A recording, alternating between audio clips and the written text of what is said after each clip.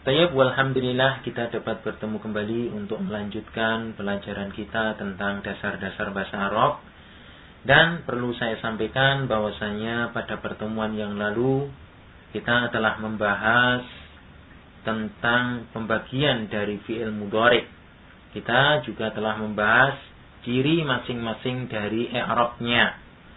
Dan yang perlu dicatat dan perlu diperhatikan bahwasanya asal dari suatu fi'il mu'rab dia adalah marfu'. Sekali lagi, asal dari suatu fi'il mu'rab dia adalah marfu'. Kecuali tatkala dia kemasukan sesuatu yang dapat menyebabkannya menjadi mansub ataupun majzum. Nah, sesuatu yang menyebabkan menjadi bentuk mansub ataupun majzum tadi dinamakan dengan amil. Jadi pada pertemuan kita kali ini kita akan membahas tentang awamilul af'al, yaitu tentang amil-amil pada fi'il. Kita perhatikan bahwasanya awamilul af'al dia dibagi menjadi dua kelompok. Yang pertama adalah al-adawatun nasibah. Kemudian yang kedua adalah al-adawatul jazimah. Sekarang kita akan membahas satu persatu. Yang pertama kita akan membahas tentang al-adawatun nasibah. Apa itu al-adawatun nasibah? Dia adalah alat-alat yang digunakan untuk menasobkan fi'il. Jadi, tatkala kita menemukan suatu fi'il, dia kemasukan dengan alat-alat penasob ini, maka dia menjadi mansub. Ya, sekali lagi, manakala ada suatu fi'il yang tadi bahwasanya asalnya dia adalah marfu', tatkala kemasukan dari alat-alat penasob ini, dia nanti bentuknya berubah menjadi mansub. Baik, apa saja kita akan membahas tentang alat-alat penasob tersebut. Maka oleh karena itu kita akan masuk ke pembahasan tentang macam-macam alat penasob. Baik, yang pertama kita perhatikan alat penasob. Yang pertama adalah an. An ini biasanya dia diletakkan antara dua buah fi'il. Contohnya misalnya, ana uridu an adhaba ilal masjidi. Kita perhatikan pada fi'il adhaba, dia asalnya adalah adhabu. Akan tetapi tatkala dia kemasukan an, maka dia berubah menjadi mansub.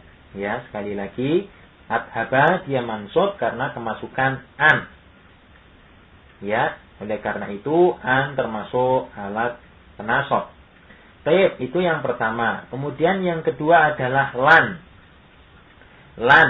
Lan digunakan untuk menafikan sesuatu yang akan datang.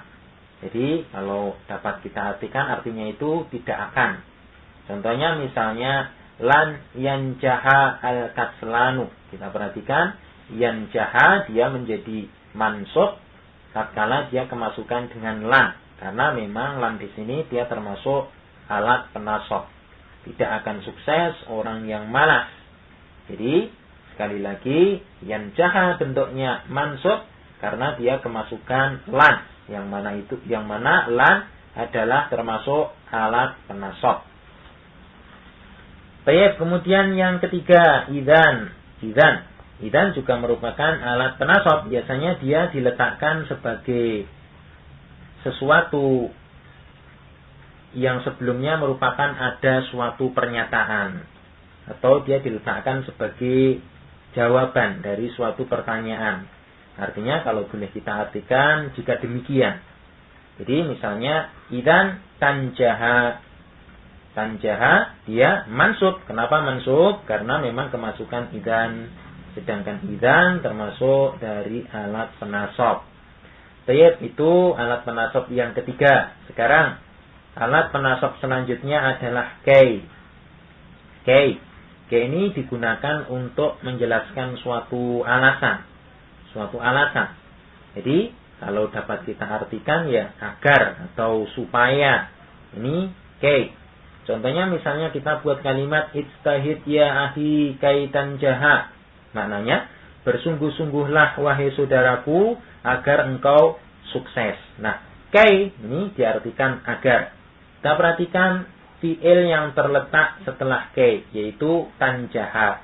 Dia mansub. Kenapa mansub? Karena ya memang kemasukan kay. Dan di sini kay adalah merupakan alat penasab. Tayyib yang kelima, apa yang kita kenal dengan lamu kay. Lam kay adalah huruf lam, akan tetapi mempunyai makna seperti kay, yaitu untuk menjelaskan suatu alasan. Artinya ya sama, agar atau supaya. Contohnya misalnya kita buat irfa' sautaka liyasma'u.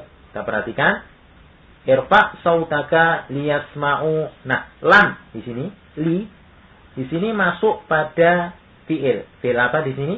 Dia termasuk kategori dari fi'il al-af'alul khamsah. Asalnya yasma'una. Tatkala kemasukan dengan lam kay di sini li, dia tanda nasabnya, kita ingat tanda nasab dari al-adawat, tanda nasab dari al-af'alul khamsah kita ingat yaitu dengan hadfun nun. Maka nunnya dihapus. Asalnya dari yasma'una menjadi yasma'u. Ini karena kemasukan dengan lam kay atau li. Kemudian yang keenam. Yang keenam kita membahas tentang lamul juhud, yaitu tentang lamul juhud. Lam juhud di sini digunakan sebagai bentuk pengingkaran, yaitu bentuk pengingkaran dalam suatu kalimat. Misalnya kita buat contoh, makanal muslimu liyaskhara akhahu. Artinya seorang muslim tidak akan mencemooh saudaranya. Pengingkaran bahwasanya seorang muslim itu tidak akan mencemooh saudaranya. Kita perhatikan li di sini. Li pada kata atau fi'il yaskhara, ya mansub karena memang dia kemasukan dengan lam juhud. Ingat, lam juhud dia biasanya terletak setelah makana. Jadi apabila nanti kita menemukan suatu kalimat di depannya ada makana, kemudian kita menemukan suatu huruf lam, maka biasanya dia adalah merupakan lam juhud yang dia mempunyai tugas untuk menasabkan suatu fi'il. Sehingga tatkala kita perhatikan di sini liyaskhara, dia bentuknya mansub karena sekali lagi dia kemasukan dengan lam juhud. Kemudian alat penasab yang lain adalah hatta. Hatta ini artinya hingga, ya, hingga atau sampai. Misalnya kita buat contoh di sini, la tatahaddatsu hatta yantahiyad darsu. Kita perhatikan di sini hatta masuk pada fi'il yantahi. Ingat, hatta masuk pada fi'il yantahi. Kita perhatikan yantahi ini asalnya dia adalah fi'il muqtal. Muqtal dengan apa? Muqtal dengan ya. Kita ingat bahwasanya kita telah belajar tentang ciri masing-masing i'rab dari kelompok-kelompok fi'il.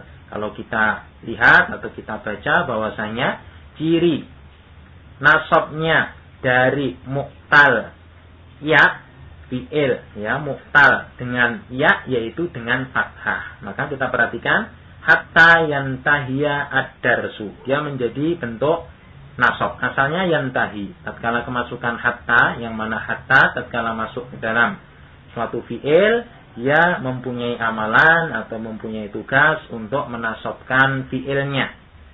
Baik, itu merupakan alat-alat penasab. Jadi sekali lagi alat-alat penasab ini ya perlu kita ketahui atau kita hafal untuk mengetahui bahwasannya suatu fi'il kalau kemasukan dari salah satu alat-alat penasab tadi, maka fi'il yang dia asalnya marfu', sekali lagi fi'il yang asalnya marfu' dia berubah menjadi mansub.